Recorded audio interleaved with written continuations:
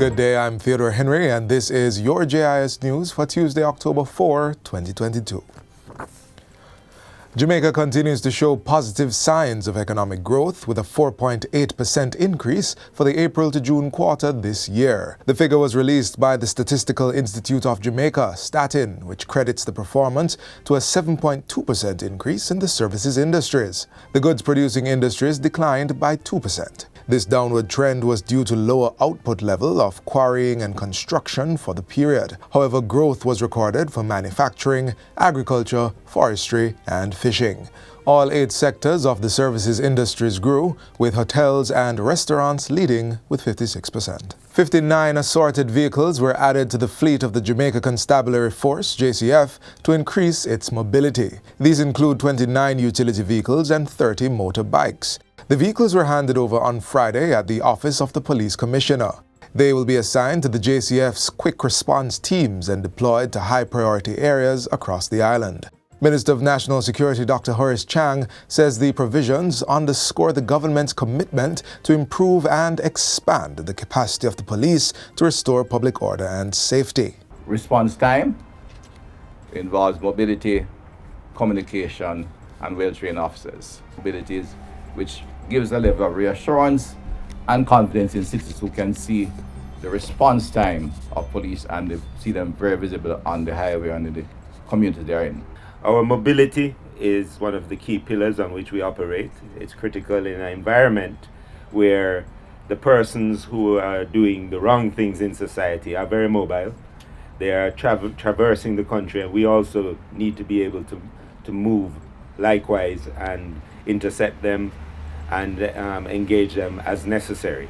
A 48-hour curfew has been imposed in sections of Seaview Gardens in the St. Andrews South Division. The curfew, which began at 6 p.m. on October 3, will remain in effect until 6 p.m. on Wednesday, October 5. The boundaries of the curfew are north along Leland Avenue from White Sea Drive to Yellow Sea Drive and east along Yellow Sea Drive to Leland Avenue. For the south, the boundary will run along Yellow Sea Drive to White Sea Drive and west along White Sea Drive to Leland Avenue. The Jamaica Constabulary Force, JCF, is reminding persons within the boundaries that during the curfew hours, they are required to stay within their premises unless otherwise authorized in writing by the ground commander. The Ministry of Education and Youth will be providing special psychosocial support to students of Kingston Technical High School who witnessed the fatal stabbing of one of their schoolmates by another last Thursday. During a visit to the school on Monday, Education Minister Favour Williams assured the students that the ministry will provide continued support to them as they grieve. It's time to help each other to get, to move through this situation, to do the grieving, and to support each other. She also adds that representatives of the Child Protection and Family Services Agency, CPFSA, have already begun visiting and engaging with students at the institution. I'll be working with the Ministry of Justice to ensure that the students at Kingston Technical High School receive some training in restorative justice practice. Additionally, Mrs. Williams says the ministry is in the process of reaching out to parents to help them understand the harmful impact that cursing, fighting, and shouting can have on their children. More students at the secondary level are being exposed to the field of technology through communications technology, ICT Clubs, in schools. Students from 21 high schools will benefit from ICT Clubs being initiated by the Universal Service Fund, USF. The aim is to strengthen the integration of technology in learning. Club activities will allow students to learn about user interface and experience design, coding, and animation, among other areas. An essay competition is also included.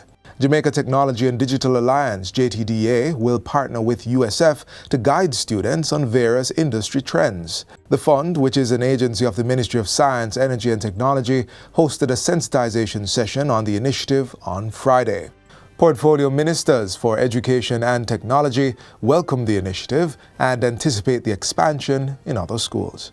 We hope our schools, the schools that are designated for this initiative, that you embrace it fully, because we want to learn from you so that when we roll it out to other schools, we will do it better. These initiatives represent the beautiful convergence of education and technology I believe that they are indeed timely as we emerge from the ravages of the COVID pandemic. And finally, several farmers in Flagaman St. Elizabeth who were affected by a bushfire on August 16 have received much-needed farm inputs and supplies to assist with their recovery.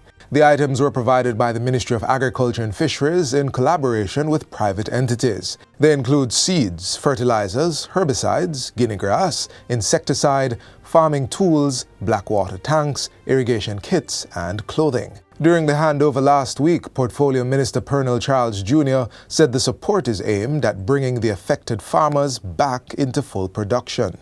We want farmers in Flagaman, in St. Elizabeth, Councillor Palmer, and across Jamaica to be able to build and build resilience. I'm very happy that a few weeks after, we can be here to help the farmers get back on their feet. Because in our business of farming, time is money. And these farmers are ready to go. I feel good. I feel good to know that we have received this support from RADA and the ministry as well.